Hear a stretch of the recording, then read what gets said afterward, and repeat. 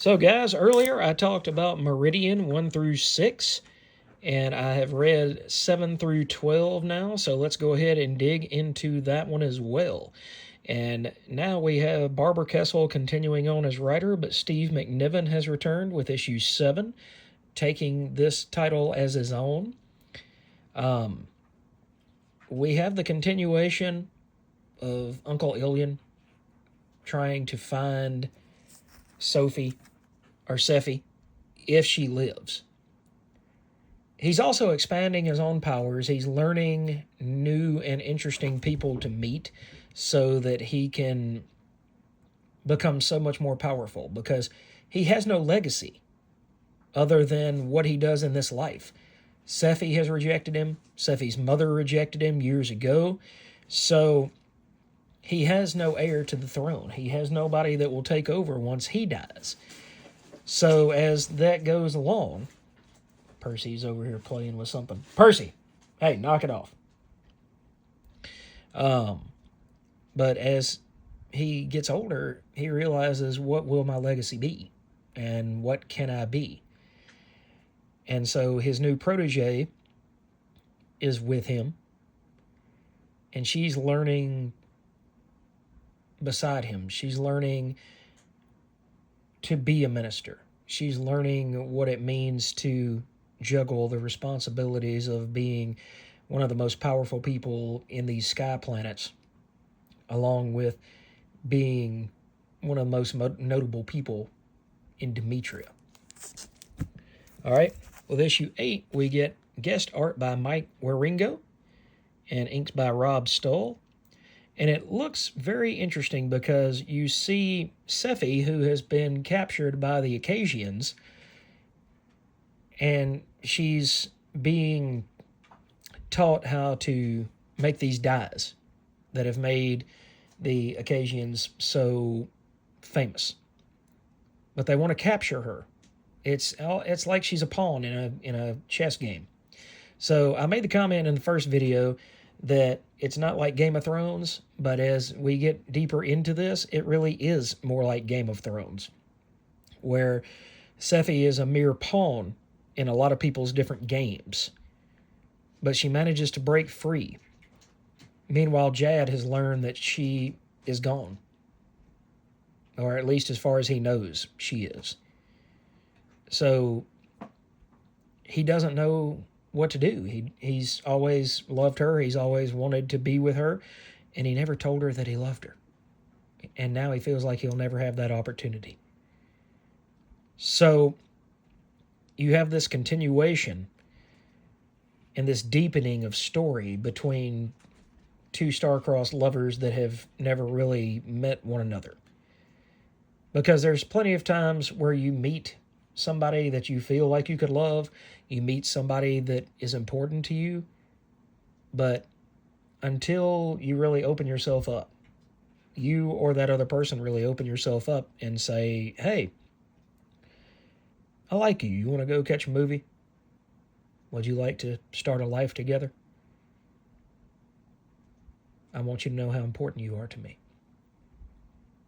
So Meridian is starting to delve into something much deeper than just a regular comic book. It's teaching life and life lessons. All right, so next up, we get Ilian, who finds out that Sephi is alive and was being held captured. And so he travels to this sky city, or this earthbound city, which is poor and not very prosperous. And it comes to find out that Sephi has escaped. And the minister of that land decides that she's going to hold Ilian against Cazador. And against his city. I'm sorry, I forgot the name of the city. But he has learned what his power is. And Sephi has learned what her power is. Hers is to heal, and Ilian's is to destroy. So he takes his power and he destroys the boats the trade routes that allows that small city to continue. So he destroys the city, and the city's bad enough, but the city can rebuild. But to destroy those boats, that destroys every ability to trade. It destroys every ability for the city to maintain. And it, like he said in the issue, it would collapse within the month. So you get to see a clear picture now of one as the healer and one as the destroyer. Meanwhile, Sephi lands in a land of lumberjacks and wood builders. And she sees the beautiful ships, and she sees the beautiful things that they create. And she comes to understand, I've got to form an army against Uncle Ilian. And this is the only way that I can do this, is to get all of these people of like mind together. Craftsmen, tradespeople, different areas of the same chain, different links in the same chain, to feel the same way about her uncle as she does, and to understand that he's detrimental not only to himself, but also detrimental to the overall well-being of the planet, of the sky cities, of the entire ecosystem of this universe. So this issue has a really interesting set where one of the younger guys messes up and makes a mistake. And Sephi helps to heal this position so that nobody gets killed, nobody gets hurt. But she walks into, later on, a ceremony where he walks over to this flaming axe. And it looks like all of the people around him are gonna hit him with their own axes. They're gonna kill him and sacrifice him to the flame. But that's not what ends up happening. Instead, what ends up happening is that they're teaching him a lesson. And they break this piece of wood, Percy. They break this piece of wood to show that this is a mistake. But you have to learn from your mistakes, and you have to let them go.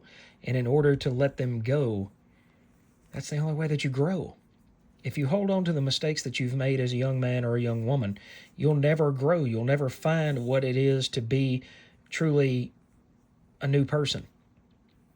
If you live with people that only hold the things that you've done against you, rather than teaching you new ways, teaching you how to not act that way anymore, teaching you how to be a better version of you, then how can you ever grow? Hang on a minute. Percy, leave my books alone.